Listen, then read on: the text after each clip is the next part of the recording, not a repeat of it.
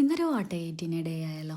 ഈ പുട്ടും പഴമെന്ന് പറഞ്ഞ സാധനം ഉണ്ടല്ലോ, എനിക്ക് ചെറുപ്പത്തിൽ ഒട്ടും ഇഷ്ടമല്ലായിരുന്നു കേട്ടോ. പിന്നെ ഇപ്പോൾ സ്വന്തമായിട്ട് കുക്ക് ചെയ്ത് തുടങ്ങിയ പിന്നെ വേഗം പഴമാകുമ്പോൾ നമുക്ക് അത്രയും ലാഭമാണല്ലോ. അങ്ങനെ ഞാൻ തുടങ്ങിയ സംഭവമാണ് കേട്ടോ.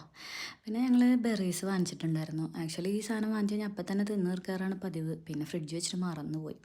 പിന്നെ ഉച്ചക്കലത്തേക്ക് പരിപ്പ്, പിന്നെ നമ്മുടെ ഉരുളക്കിഴങ്ങ് മെഴുക്ക് വരട്ടി, മുട്ട വറുത്തതും മീൻ വറുത്തതും. മുട്ട വറുത്തത് എനിക്കൊരു കൊതി തോന്നിയപ്പോൾ ഞാൻ ഇപ്പം ഉണ്ടാക്കിയതാണേ.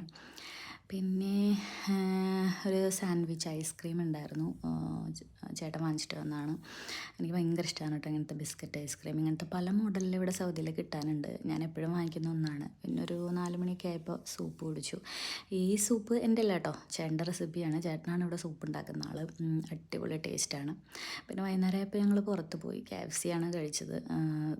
തത്തൻ്റെ അടുത്ത് ചോദിച്ചു കഴിഞ്ഞാൽ അവന് ഹെർഡീസ് അല്ലെങ്കിൽ KFC. പിന്നെ തിരിച്ച് വന്നപ്പോൾ ഞാനൊരു അവക്കാഡോയും കൂടെ വാങ്ങിച്ചിട്ടാണ് വന്നത്. ഇപ്പോൾ ഏത് ഷേക്ക് വേണം ചോദിച്ചാലും ഞാനെപ്പോഴും ഇത് തന്നെയാണ് പറയാറ്.